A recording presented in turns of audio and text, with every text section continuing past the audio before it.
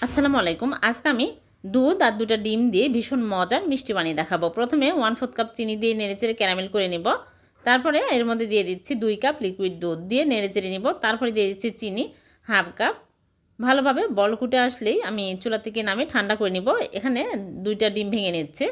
তারপরে দিয়ে দিচ্ছি স্বাদমতো লবণ আর ভ্যানিলা এসেন্স দিয়েছি 1 চামচ। ভালো করে ফেটে নিয়েছি। তারপর কর্নফ্লাওয়ার 1 টেবিল চামচ দিয়ে দিলাম। তারপর গুঁড়া দুধ 1 টেবিল চামচ দিয়ে আমি ডিমের মিশ্রণ দিয়ে ভালো করে মিক্স করে নেব। তারপরে একটা বাটি নিয়েছি, স্টিলের বাটিতে আমি ছেঁকে নিচ্ছি।